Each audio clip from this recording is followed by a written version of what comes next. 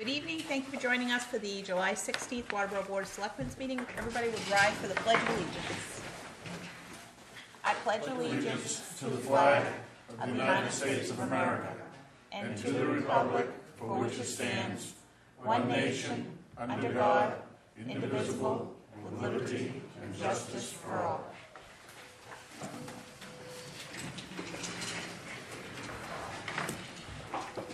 Okay, under announcements this evening, just to remind folks that with this heat, please do check on any elderly neighbors that you may have. Just make sure that they're doing okay, and don't leave your pets in a car. Cars heat up very quickly, and pets can die very quickly in enclosed vehicles. We have no appointments this evening. Under hearing of delegation, Cindy Durney from the Old Home Days Committee would like to speak.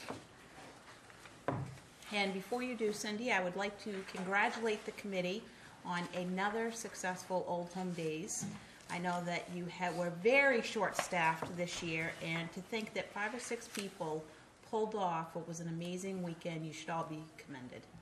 That's why we're here tonight, because we had some concerns about it. Okay, thank you very much. Good evening. My name is Cindy Durney, and I am the chairperson for the Waterboro Old Home Days. We are a committee of 5 volunteers. I have been an honored member, thank God, for 8 years, and I have been the chair for the last 3 years. The Waterboro Old Home Days just celebrated its 27th year, and it is always held in July. This year was another very successful event. It starts on Friday night with entertainment, and then on to Saturday we start with a parade, then on to a full day of activities ending with fireworks. This year our theme was Listen to the Music of Our Town.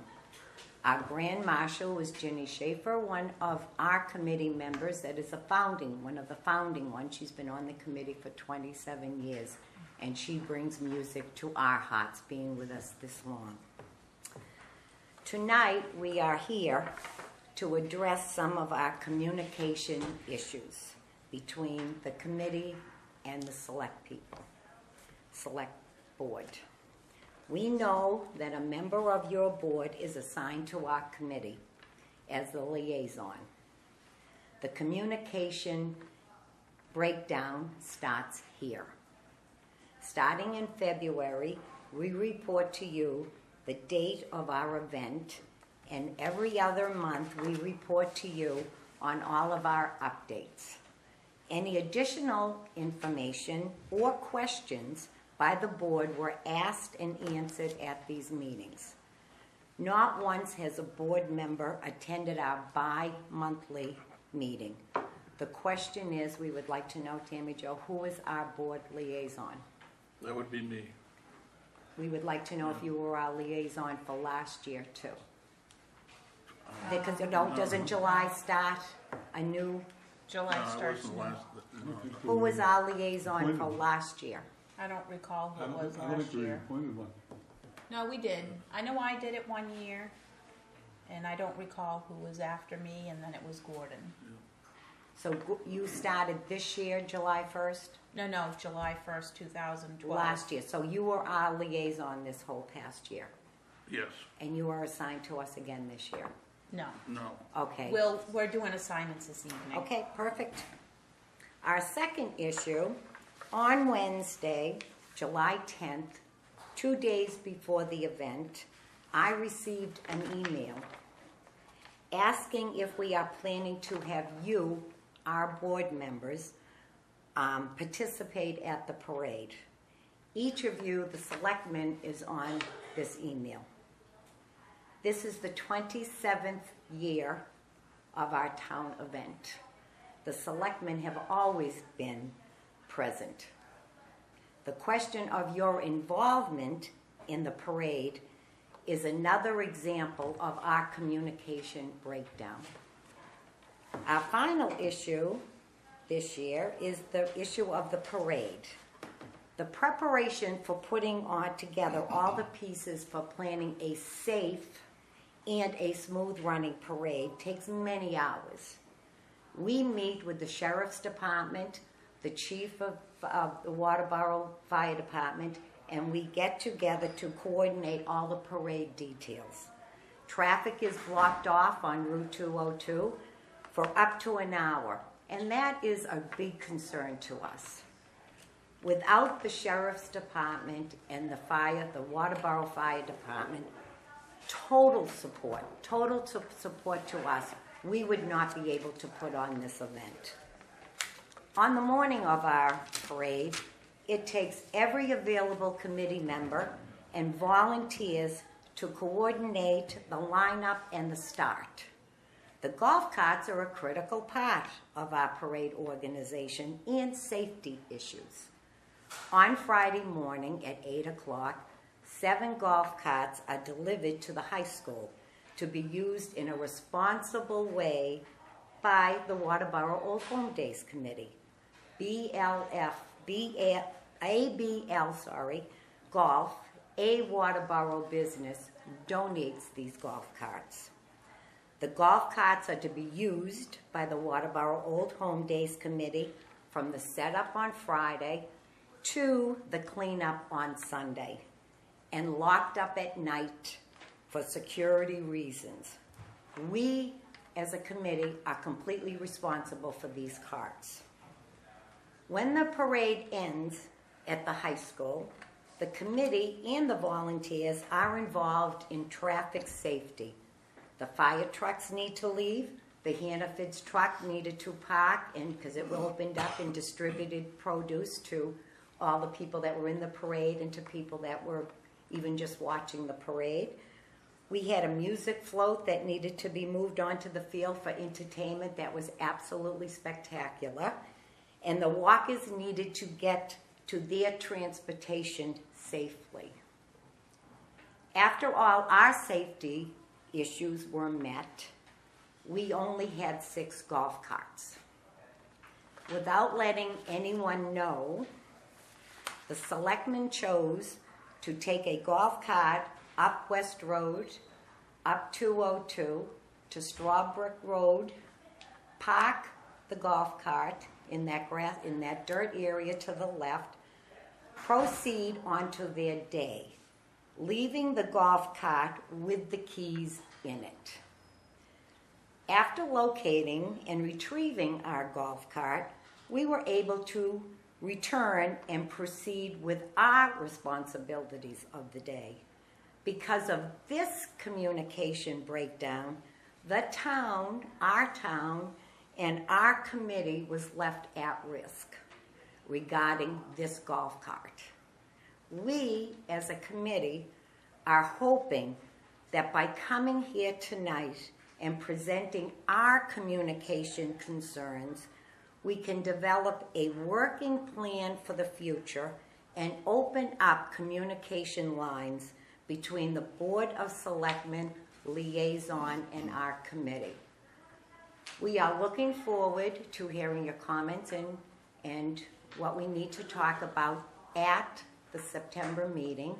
I do believe that we will be presenting our final draft on our budget and the wrap-up on our event, our 27 years event in September. So we want to thank you very much for your time, and thank you. David? Very good job, Cindy. Well presented, okay, and I appreciate it. And I'm glad I was out of town last week. You know, I really would like to speak about this in September. well, I think that, you know, you had your say, and I think it's only fair that if a few of us have comments, that we make them. But I do want to thank you for coming in. I think it's important when we have events like this and that there are problems, that they're brought up immediately so that we can say, all right, here's what we ran into and how do we fix this? And I think that you bring some very legitimate complaints to the board, and I think that these are definitely things that we can work on fixing and making sure we don't have this problem next year. So thank you for bringing those concerns to us. Thank you. Have a good night. Do you have any comments?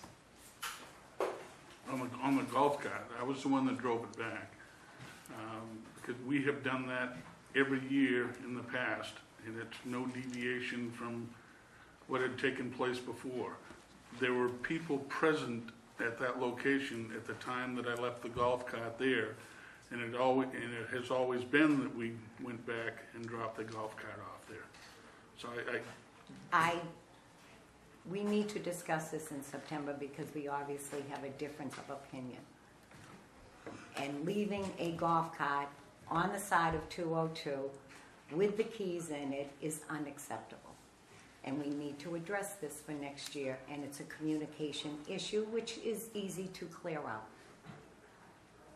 Thank you. Thanks, Cindy. We'll see you in September. I think it is certainly the communication issue, because I also remember in the years past bringing the golf cart back and leaving it where and being actually told to. So the question is, I mean, the issue is that we know in advance, you know in advance what's expected, and that's communication. That's it. Okay, see you in September. Thank you, Cindy. Moving on, under hearing and delegation, I understand Tom M.R.S.A would like to give us some information.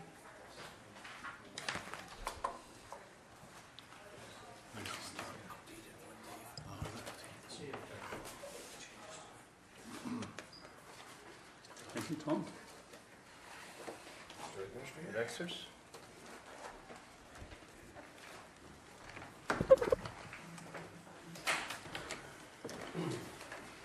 Okay. Thank you for giving me a couple quick moments tonight. It was important, and thank you, David, for encouraging a brief overview tonight. Last night, the 2020 committee met, and it achieved, I think, some remarkable things. Mr. Administrator, Gary, on Monday I'll give you a more detailed briefing of the 2020 committee and how it's arrived to this point, just so we can set some context. But if it's okay, I'll reserve that for Monday so I can give you all the details. One of the important things to remember is that the 2020 committee, when it embarked on updating the master plan, decided that it would break it down chapter by chapter.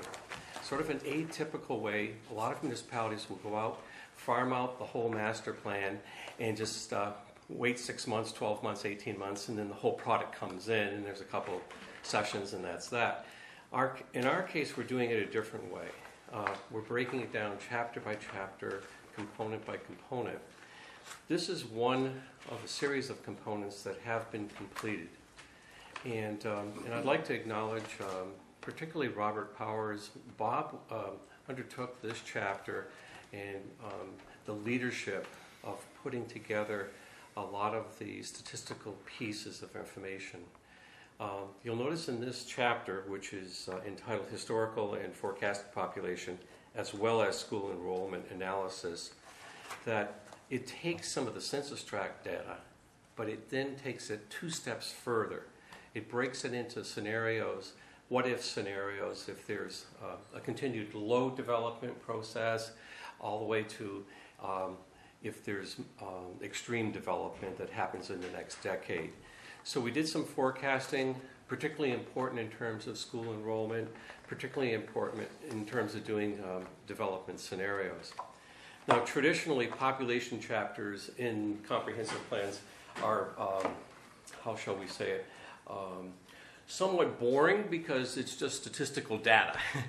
And in this case, we tried to make it both informational, factual, and at the same time entertaining. And you'll notice particularly at the last couple of pages, there's a series of timelines. One timeline that speaks to the town's history, which is this one here. And then on the last page, formatting some of the existing school populations and the forecast. When this was put together under the leadership of Bob Powers and the committee, we decided that we wanted to make this a valuable tool not just for ourselves, but also for the school department. And additionally, Gary, part of our common denominator on each one of these chapters is to design it in such a way that we can use it for as a leverage tool in any grantsmanship that we take on in the future. And so each one is prepared in such a way that we can use it as a leveraging device in future grants. So we also were very green. We didn't leave any blank pages. And additionally, took advantage of some of our recent GIS work and did this high resolution aerial photograph that takes us from west all the way over to Secaucus. And so it gives a nice span of our local school systems that we highlighted in yellow. A good illustration of how we can use our GIS in multiple ways. We're quite pleased with the work that's been accomplished, and we wanted to present it to the Selectmen first so that you'd have an opportunity to see it. This will be shared back with the Regional Planning Commission that were contributors of some of the information, planning decisions of the school department, the superintendents, and the business manager of the school, so that we can share this work. We'll also have a copy, as we have done with the public library. All of our chapters in the comprehensive plan, we want to be in the library for those that don't have a benefit to attend the meetings, but want to follow up and read the details. Is this available in a digital format? It will be. Okay. And thank you for, Madam Chair, for reminding us on that. It's going to be our goal, and we need to talk about this in August, that at the culmination of all the chapters in the master plan, that we have them in a digital format, chapter by chapter. Now, John? This statistic, that over a next 10 to 15 years, we're looking at a projected possible 3,000 people in Waterboro, yet the student population drops off by 400 or 500. Does that mean that Waterboro's projected to be full of retirees, or what's happening? How can this, the student population drop off so strongly and the general population increase so much? Because the increase is speaking to an ever growing senior population. And so that the trend both in York County as well as in the state is that we're going to be seeing more and more retirees. All of us that are of the baby boomer age are reaching the senior citizen age. And so less migratees that will be coming in that will be of the fertile female age, if you will, which is again addressed in this report. So it's going to be a directly in proportional relationship between population increase and student enrollment. That's the forecast. Of course, forecasts are forecasts, right, John? Yeah, it's based on the recent past, but you go back 20 years. It's based on the last 10 years, but you go back 20 years, and it's a whole different forecast. It's a totally different scenario. So there's some possibilities out there that Maine, of southern Maine, becomes. There's some business growth, and then that whole thing turns around. We get younger people and more kids in school. It's true. In population forecasting, as all of you undoubtedly know, it's really difficult to forecast. We went with typical models of forecasting, but the slightest thing can throw it off. You could have a surge of out-migration of youth. You could have a surge of in-migration of retirees. And so all these factors play a huge impact. You could have a new manufacturing establishment in this town or in another town that would pull people either out or in. So population forecasting is almost like an accordion. It's back and forth, back and forth. And that's why we did 4 population scenarios from low to high, so that we could see what our range would be if we had extremely slow growth versus extremely rapid growth, so we could put our arms around it. Thank you. It's clear. So there's a lot of information compressed in a very few pages, but the committee is real pleased to present it to you, and we'll be presenting it to other departments and boards over the course of the next couple of weeks. And in closing, I believe we're on the agenda for the 23rd.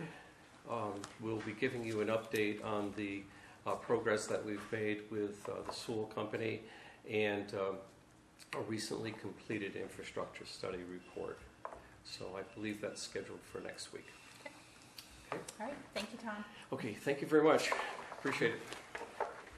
Okay, moving on to correspondence. We have treasurer's reports, Representative Libby's newsletter, save the date for the Jensen, Baird, Gardner, and Henry's Municipal Client Seminar, Leavitt Mills Free Health Center's 11th Annual Golf Classic information, July 23rd public hearing notice regarding a zoning change.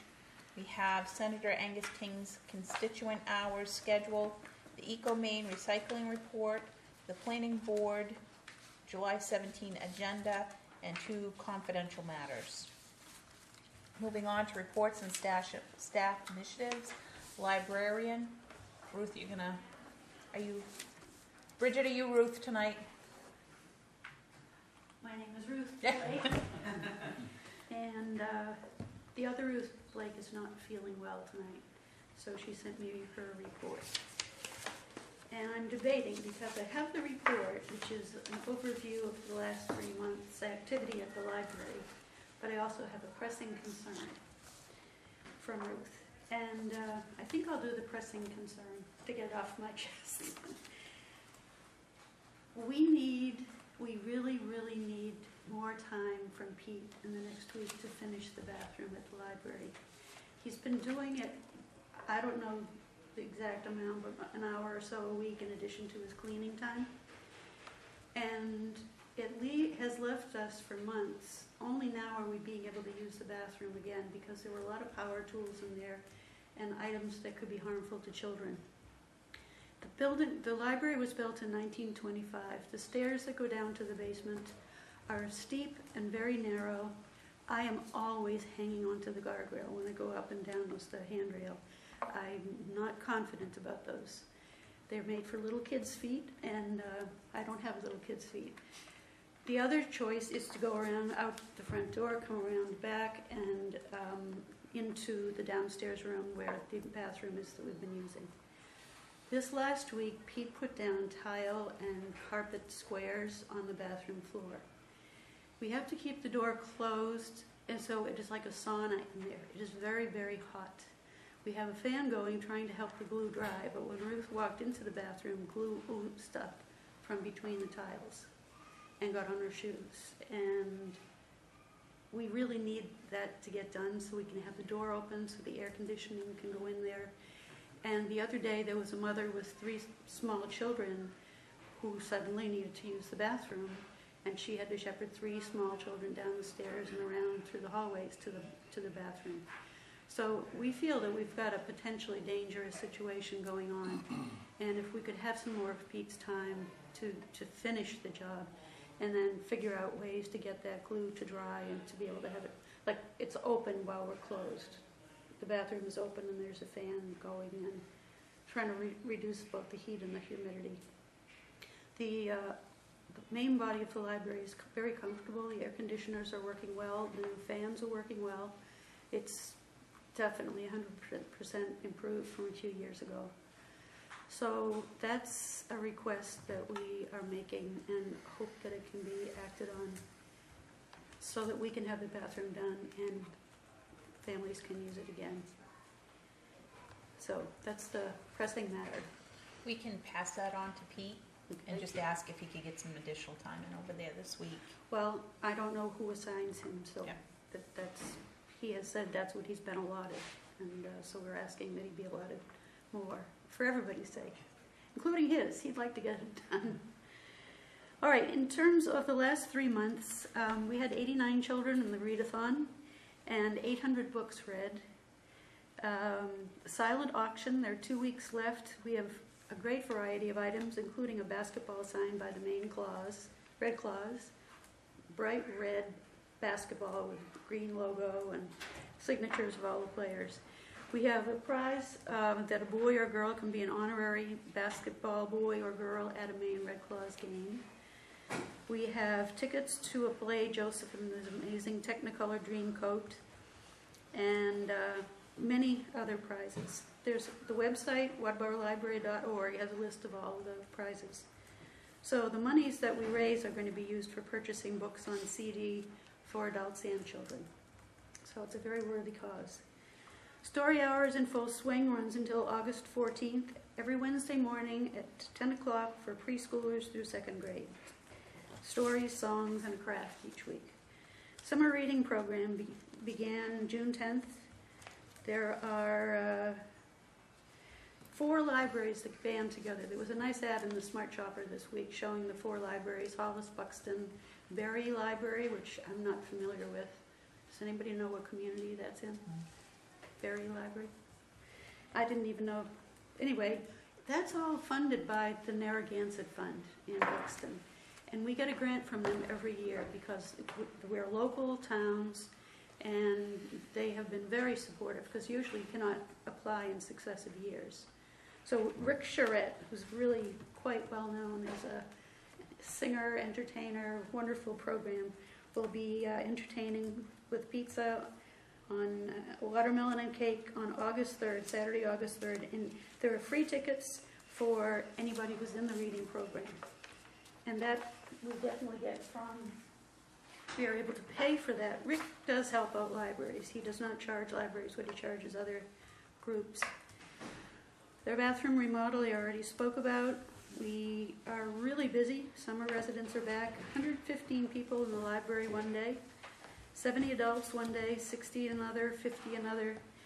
Children's room, 45 to 50 children, many days. And we have homeschool families that go to school year-round, and they're donating materials when they finish with them. So our collection is constantly changing for homeschool materials. So that's basically, we're moving along well. With the completion of the bathroom, we'll really be in good shape. All right, so any questions for Ruth? I think we're all set. All right, my name is Bridget McCallum, and I'm a trustee.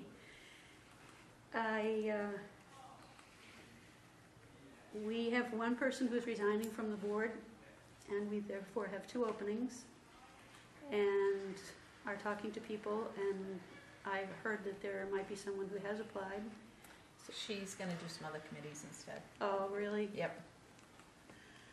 Okay. You need more bodies. You and a lot of committees. I know. But we are really doing well. We have a good board. And with Sonia Darney coming on board, she's asked a lot of questions that I realize we were not really organized. We had lost our organization, as I mentioned before, when the new library fell through. And so we've basically been working on doing programming with the librarian. And Sonia has been asking all kinds of questions. So it's gotten me getting the history, the bylaws. I'm pulling together all the material, the trustee handbook from the Maine State Library. So in August, we are going to reassess our bylaws and revise them according to where we want to go from here. And just getting everybody on board with, because all of the rest of the trustees don't know the history of the library. I mean, it's a recent history. It's only mid-'80s that it started.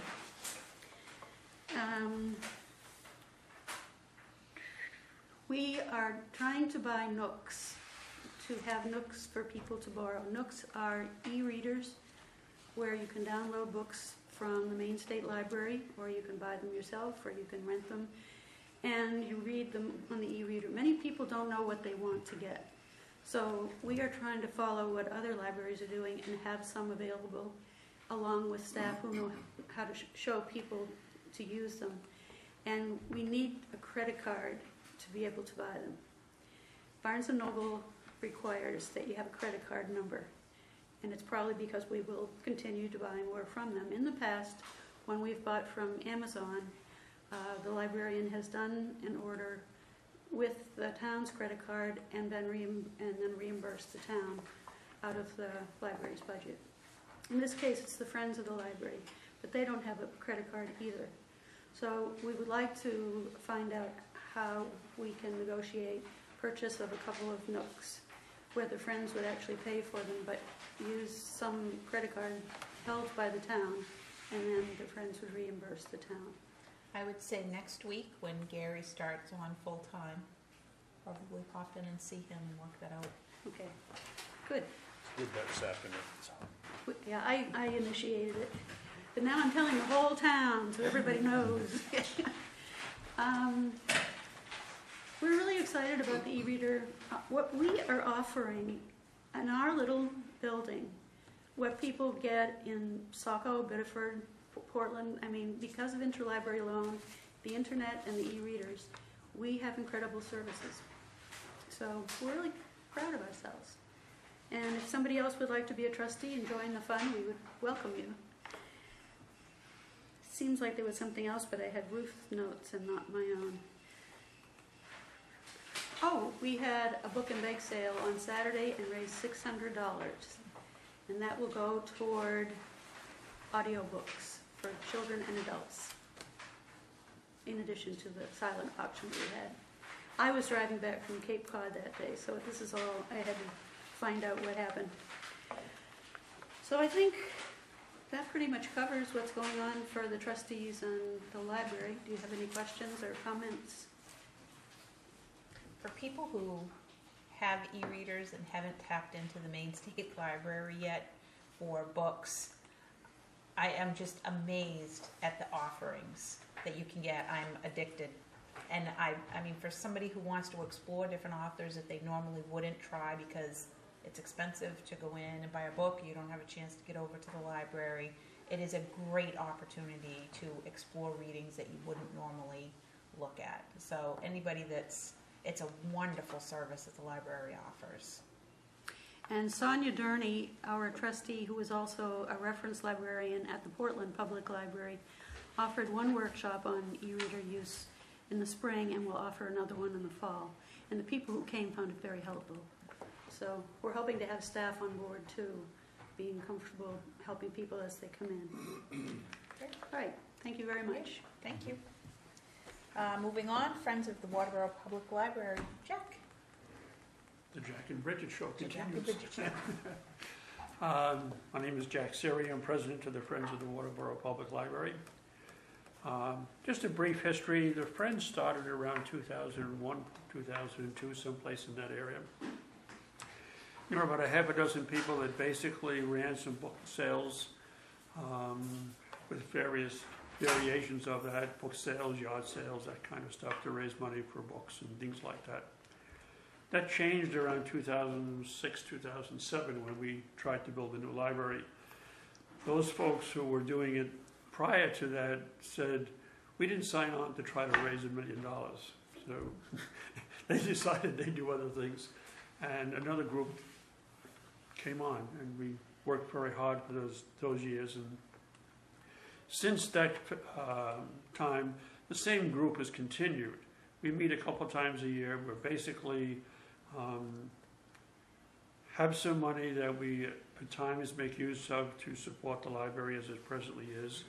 We also have, being a 501c3, we're an organization that allows people to make donations, take the tax exempt, and then we funnel it back into however Ruth may want to use it, or the book sale and auctions and all of that kind of stuff. It's a place for the money to come, and then Ruth has access it when she wants it. So that's really what we're doing at the present time in service of the library. From time to time, a bigger project comes along, like the stone walls that were put in, and the Friends contributed a fairly good chunk of money to make that, to complete that the way we wanted it to do. So we're still here, and we're still working along, and we'll meet in July or early August and take a look at the finances for the year. Our fiscal year ends on June 30th, and Gail Nichols is doing a lot of the work of just tracking the money and that kind of stuff. So we're here, we keep plumbing away. Any questions for Jack? Okay, thank you, Jack. Selectmen's reports. David, None. how was the fishing? Good. John? I'm fine. Gordon? Dennis? Just real quickly, I think most of you know that there was a censure hearing last week for the York County Budget Committee, and the county commissioners opted to censure all committee members for not signing the Code of Ethics policy. The committee did meet prior to the censure hearing and did adopt and sign its own Code of Ethics, which eliminated what we felt our attorney recommended was illegal language. That was presented to the commissioners as, you know, we're willing to sign an ethics policy, and, you know, here's what we're suggesting, here's what we've adopted. They did not feel that was appropriate. They didn't feel the committee had the authority to adopt its own ethics committee and ethics policy, and needed to adopt the one that was drafted by the commissioners. Following the meeting, the committee met, and the committee will file a case with Superior Court to have a judge decide on the censure. So, more details as they become available. So can they take a censure back? Well, it could be ruled that they didn't have cause to censure the committee. So, then this censure would not stand. Doug contacted me earlier today, and he has met with DOT, and he's spoken with the town attorney, and he needs to get authorization for moving forward with a plan to be developed for the Gobiel Park and the boat launch. So under reports and staff initiative, we need to add an agenda item for discuss and vote on the Gobiel Park. So I'd entertain a motion for that. Oh, okay, I'll second it. And where do you want to place it? Now, Okay. First on the new business then. I'd fall under reports and staff initiatives. Okay. So we've got a motion and a second. Any discussion? All those in favor? Doug? As you all know, Dennis and I met with the two attorneys involved in MDOT, or part of MDOT in their office. What day was that, Thursday? That was Thursday, yeah. Yes. And at that time, we got a better map here, if anybody'd like to look at it. The area in red is actually the total area to be disputed. Although all this time everybody's thought this was a large area, the map's clearly indicated, and this blown up one, colored, clearly shows that the area is a very pie-shaped piece of property, this area right here. There is a guardrail that comes to here. On the plan that I had drawn, we proposed to lengthen that guardrail 50 feet. The state today said they need to go, he believes, 75 feet in order to make the radius coming out of the boat ramp. We would have to take the boat ramp, and I told him we'd put a line down it and slash lines over here to keep the traffic on that side to increase the turning radius, and bring this up here and make the left-hand turn onto Route 5. This would eliminate any parking at all in this area other than the boat tie-down area. There is no room for that, and he was very adamant about that. And this would still be the boat tie down area here? The boat tie-down area would be over here, Okay, yeah. where we proposed it on. Yeah. I'm sorry I don't have that other plan, but DOT has it, and so, I know you haven't been too familiar with this area at all, so when we get the plan back, I know where you mean, but we'll take a ride. I was gonna say, shift it down here. Seen it. Dennis had sent you a call, did everybody get the email that Dennis sent that this is a total area of contention right here. So what you have is the old right-of-way, and now the new right-of-way is total of 90 feet, right from the center of the it's 90 feet wide, it's Right. 40 feet on this side, from the center line of the road to the right of way. And if anybody goes up there and looks at it, they'll see that there's orange dots up the road that start 18 feet out, 20 feet out from this wall or something like that. And time they get up here to the other end of the disputed area, they're down to within just a very few feet of the actual fence that's there. What I need. So what is the town maintaining of this red part that they, We've always maintained it all. that we, no, what part of that are we claiming is actually property of the town? All of it. All the It's a red, right-of-way It's- of the it- town. It's a remaining right to pass. in this red area? Yeah. So this map shows it clearly goes right up to the foundation of the building. Actually, That's the building's a little bit in the right of way. original right-of-way. The original right of way. The town took this back from the state of Maine in 1981, and then they deeded the rights to the property, but retained a public easement over this area. So what you had was, the old Route 5 had a right-of-way. The new Route 5 has a right-of-way that overlaps a significant amount of that old right-of-way, That's right. so. So, what I would like tonight is authorization to have these plans show the additional wall and the additional footage of guardrail so that they can be presented to the state to be acted upon by the state as giving us the legal authorization to work within the bounds of their right-of-way. They have agreed that what we proposed is acceptable to them. But they would like to have they'd like to have it added onto an official plan so I talked to Owens this afternoon.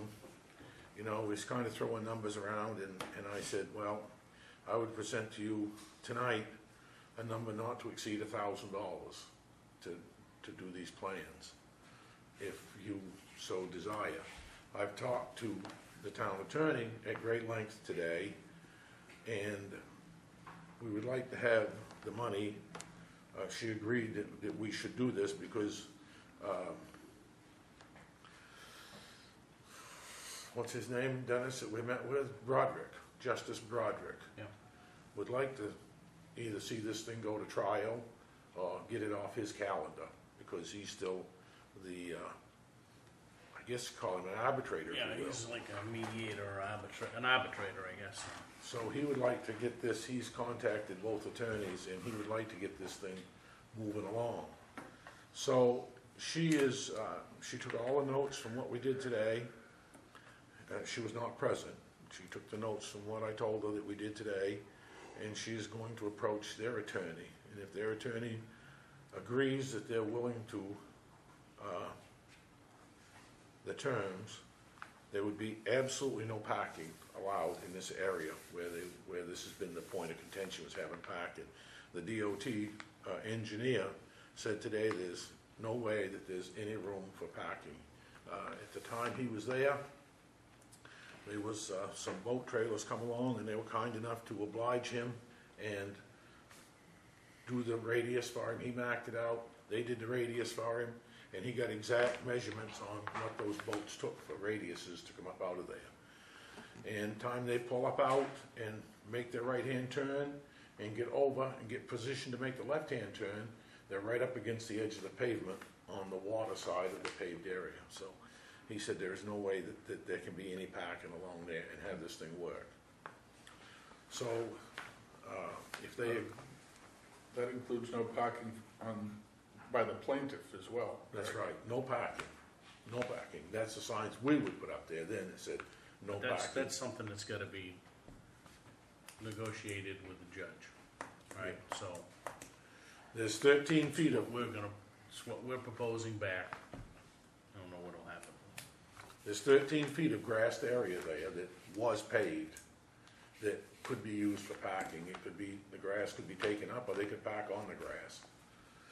So the proposal that I'm making to you is that you authorize to expend up to $1,000 to have these plans drawn up.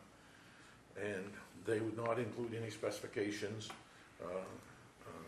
I'm under the assumption that we would do the work ourselves. So what we'd need is just a set of plans that showed basically on the face of the earth what we was gonna do. And if they agree to it, we'd have the work done. If they don't agree to it, we won't spend the money. But we would have the authorization to do that. Now what, so Sebago Technics is gonna make those plans? I mean, it's just a photocopy, isn't it, Doug? No, they're gonna take these plans right here and they'll draw on the changes that we need Oh, okay. to the state, to make the state happy, so they can have, then he will sign them and seal them as a state engineer, and we will file these in Alfred as an official copy. Okay. So that so there's gotta be it's gotta be a little bit more technical. Which really does nothing other than says that the state has allowed us to do some work within their right of way. Got nothing to do with anything else other than it's an agreement between the state of Maine and town of Waterboro that allows us to do some work within their right of way. And it's signed, sealed, and would be recorded in Alfred that said that, yes, we did have the right to do that. And along with this is, because this, as you all know, this slopes from Route 5 down in front of the old restaurant. And under the new federal standards, we've got to cut that pavement along there. And once we disturb it, we've got to take that slope out of there, build our wall higher. We can't have more than 2% leaving the pavement to the base of the guardrails. So there's 5 feet. So I mean, we have about 3 inches, 2 inches of slope. And it's probably now 2 feet. So we got to raise that up and regrade the area. And it would show, roughly that we were going to put up a wall and what we were going to use for blocks. And once he signed it, then we'd be all set. So as far as voting to expend the funds, the board would not vote to do that because under the new charter, that would have to be approved through Gary. That's right. So we could at least take a vote to authorize having the work done. We'll authorize the negotiations to continue under this plan, which is different from anything else that's been proposed up to this point. So you have agreed, I'm not sure that you voted, to go along with the plan that we had before. Was there a vote on that, Christina? I don't remember, but it doesn't I'm matter. not sure. I think it's been the consensus of the board when all of this started was to let Natalie and, working with whomever, whether that was you or the board or whatever, to try to reach a consensus between the parties here. I mean, it starts way back when Ken and I went to mediation for a day, and then Judge Bradford, is it? Yeah, Bradford. Broderick, he's been 2 days into this thing, so. Yeah, and, I mean, And I if would that say- doesn't work, it goes to court, so. I would say this is probably, our final attempt to come up with a solution that is agreeable to all parties. And after this, I think it's gonna be, stand up and go to court. It's pretty definite, and whichever side loses is probably gonna appeal, and, the taxpayers are gonna pay a tremendous amount of money, and this looks to me to be a lot cheaper and just an effective way to do it if we can all come to an agreement. Did Owen say how long it would take him to draft up plans? No, but I've unfortunately been on Owens a little bit lately because we haven't heard anything from the DEP. I told him that we would want these reasonably quick, but we need something from Natalie saying that, we're gonna move forward. That there is optimism in agreement. Yeah, the deadline for Owen is, when is Natalie meeting with Ordway and Bradford and? She's gonna meet with them, and we're gonna have some kind of a,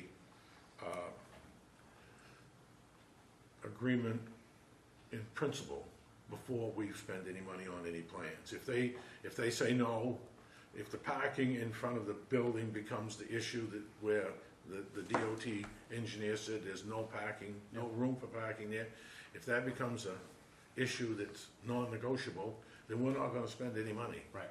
We're gonna just, I would say, hanker back and tie down and be. So Natalie has everything that she needs currently. She did have, when I talked to her about noontime today, as far as I know. She was So I happy. think really it becomes then, once we have potentially an agreement, then I think we have to then say, how much is this gonna cost them? Just want to get the procedure down here, since we're, I guess I'll be directing this partially at Gary, is where is our position as a board? Do we make a commitment as to the project, and then Gary decides on the cost and where it comes from, or if it comes out, or should it be totally in your lap to make the decision and to fund it? I assume you have monies budgeted for a variety of unknown road projects every year, so I don't know the details of those accounts, but I would imagine that could come out. Well, yeah, I of mean, there's existing no funds. magic pot of money. I mean, it's all gonna come out of some monies that has been raised and, targeted for. And we don't line item budget, we budget by department, so. Would it come out of engineering fees or road construction, or whatever So that account is? Or even Somewhere- legal fees. I mean, this is part of a legal proceeding. It's a legal proceedings, and, I don't want anybody to get the misunderstanding that this is going to be completely inexpensive. This is gonna be a few $1,000s job. Time you buy the blocks, you dig it out, you pour a footing, you repave the area in. But if we go to court, and then we go to the appeals court, you're gonna spend thousands and thousands and thousands of dollars. So, I mean, this is why I'm here tonight, because this is another proposal, and, that's for the, 6 people ahead of me here to decide, Gary? Was this budgeted for, in the budget that just started July 1st? No. This is a potential court case that has been Multi-year by the time. six, 7, 8 months in the works. Well, it probably goes a year. I would say it's been only a few months that I've actually been involved. Up to that point, it was all between the board and the legal people, and then, Yeah, the only thing that would have been budgeted, Gary, would have been the legal, in our legal fund. It's one of those things that, that's a potential suit, right? it's town maintained any way you wanna look at it, okay? We're the town, so we've gotta look at this as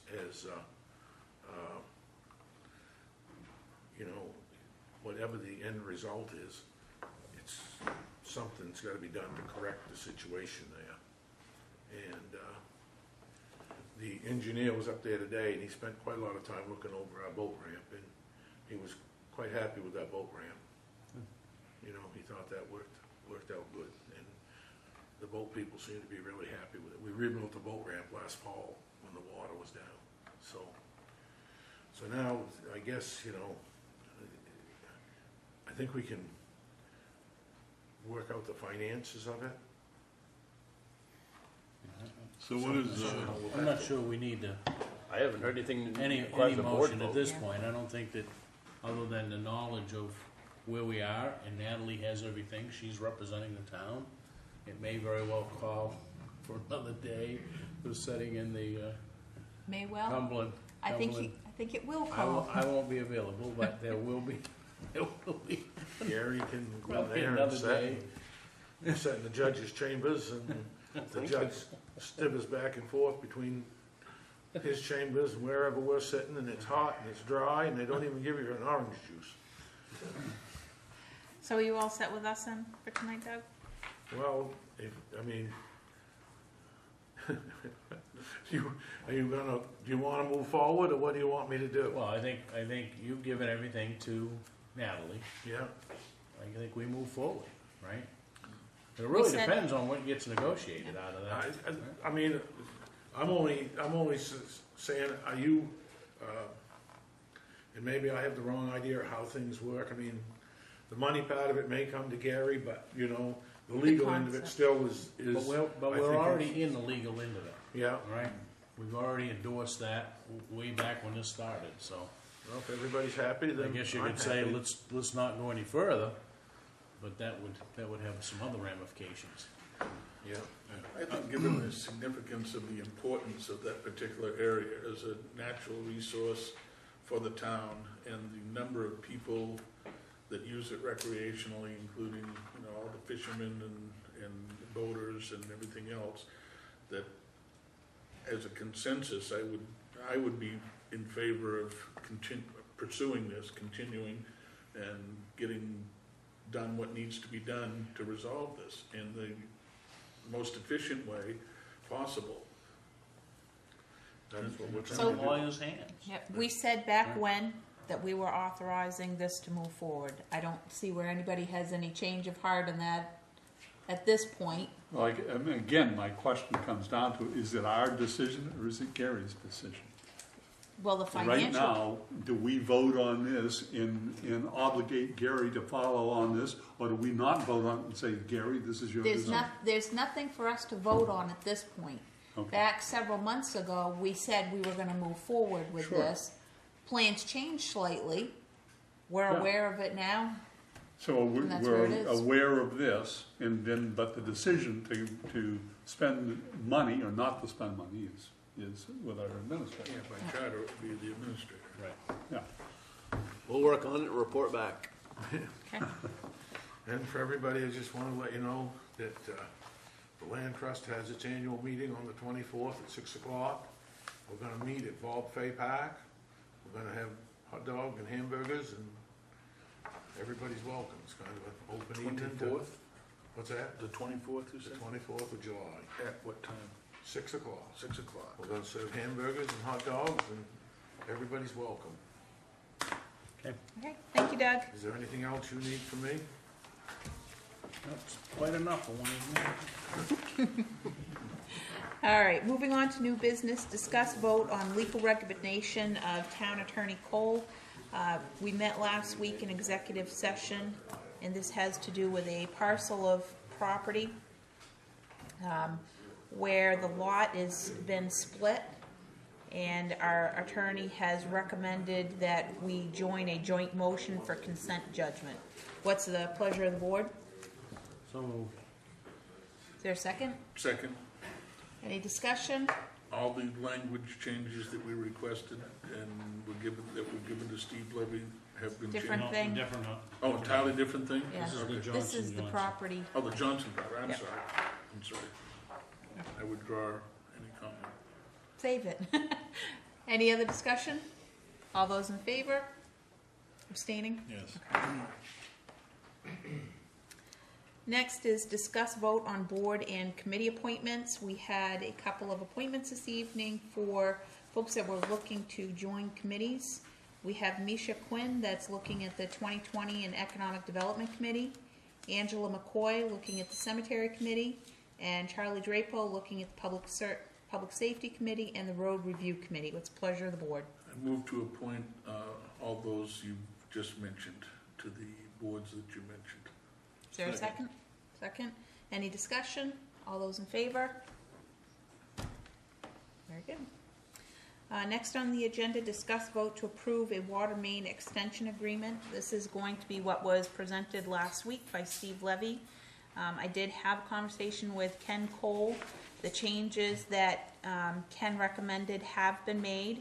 Ken did review it again and said that he would be comfortable with the town signing this agreement. Christina also was able to get from Steve the punch list of items that need to be taken care of, and Ken had the opportunity to review those as well. So what's the pleasure of the board? I will move that we approve the water main extension agreement. Second that. Any discussion? Was this discussed last week? Yes. Yeah, it was, okay. All those in favor? Abstain. Abstain? Okay. And Christine, you want to just drop Ken a note, Steve a note, and let him know that's all set. Next on the agenda is discuss creating the Community Development Block Grant Advisory Board. Dave, just to kind of catch you up on this, when Steve was in last week with this community development grant, there's several things that we have to do, and one of the things that has to be in place is an advisory committee. Steve defined it as being cheerleaders for the town. Basically, they're going to have some involvement in this extension, making sure that things are done proper, and as a liaison. The school board has made a recommendation, and Christina, did they email that to you? Okay. So the school has made a recommendation for Ron Woodward, who's a local contractor involved with the school board and is a Waterboro resident. The water district needs to have representation. I ran into Dave Benton. Did he send you anything? They were meeting, I believe, last night, and he was supposed to send us a name, but I don't know who was going to do that. And then Steve Levy and I spoke this week and had some discussions, and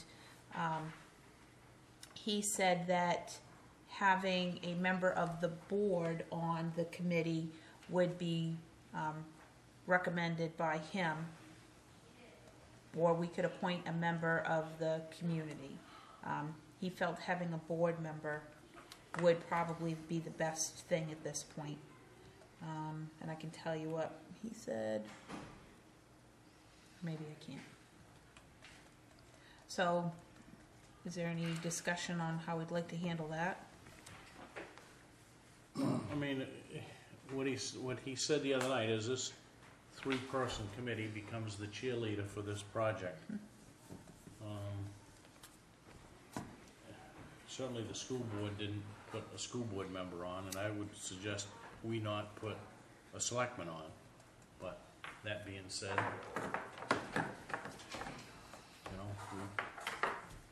there is some interest, right? Didn't Frank Allen come in and express some interest? So I'm not sure that. Yeah, he did submit an application. And that could represent, be our representation, or somebody wants to put somebody on from the board, so be it. But I just think that. And I think the most important thing from what I understand here is the people that are volunteering for this committee know that they are there to promote the project and not necessarily question it, but they are committed to promote the project. Yeah. He said it would be limited meetings, it would just be a few meetings, and I wouldn't mind volunteering to participate if whatever the board wants to do. If you want to appoint a board member, if you want to go with a member of the public, we do have somebody that stepped forward. I feel better with a member of the board. Gordon? I can go either way.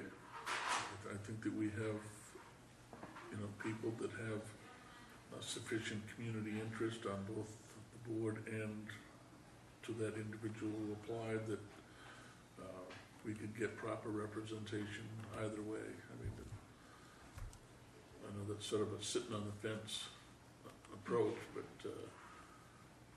I'd be comfortable either way. But Dennis, you'd rather do a citizen? Yeah. John? I'm sorry, I didn't hear that. Would you rather have a citizen appointment or a board appointment?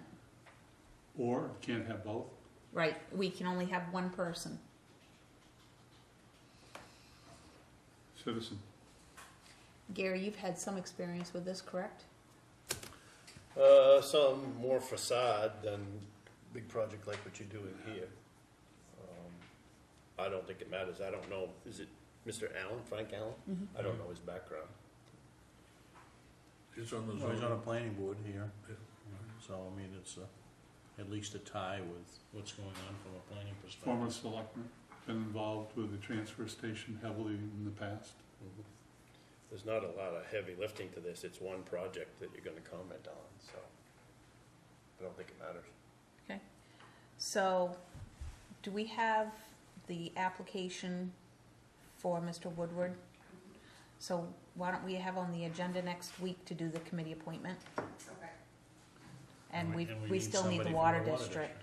I'll contact John or Dave from the Water District. Doesn't See if have to they be a have trustee, it can be anybody in that district. Yep. Yep, I think they were gonna pick somebody, a trustee, but,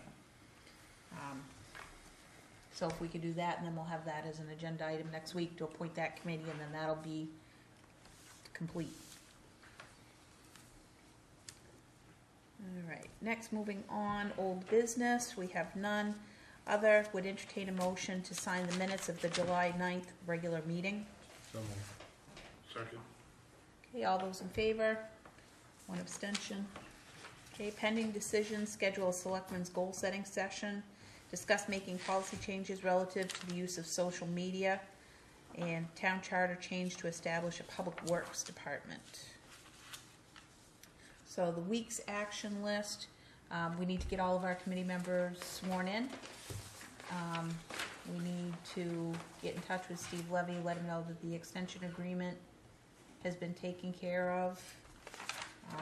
Going back to pending decisions, are we ready to actually set a time for a goal-setting session?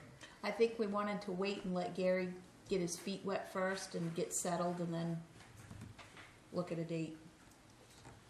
Are you having a facilitator, or how are you approaching this meeting going in? We've just facilitated them ourselves. We had Tom M.R.S.A facilitate them before in the past, and then the past couple of years, basically the chair has just acted as a facilitator.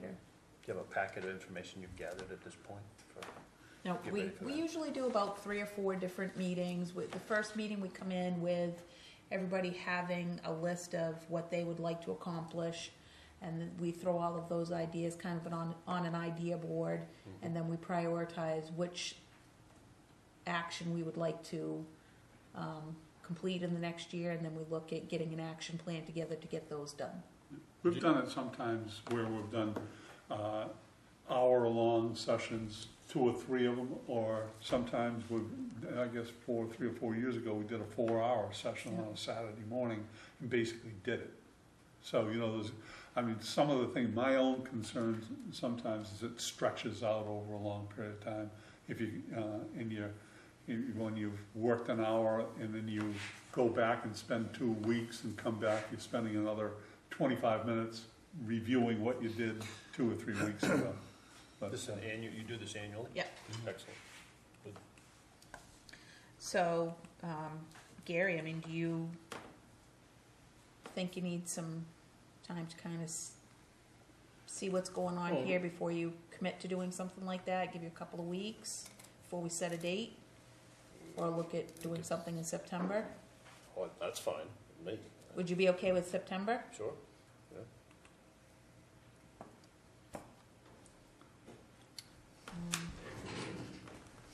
What do we want to do? Do we want to do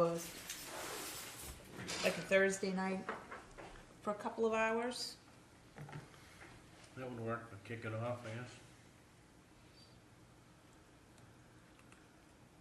I think one of the things we need to do is review this past year's goals, what we accomplished and what is left over. Do we wish to bring it forward?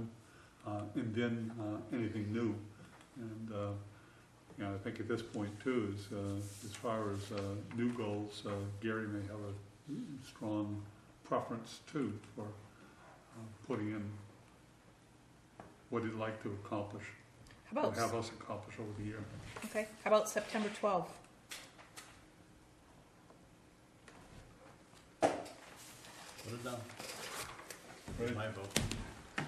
At 5:30? Well, just so we don't mix lines, it was my understanding this was the Board of Selectmen's goals. If We've always had the town Administrative administrator present. team, I thought. Yeah, because town administrator has to execute some of those ones. Yeah, this should not be my goals, this is No. yours. Right. But 5:30 work, on what, September 12th. It's a Thursday night. September 12th at 5:30.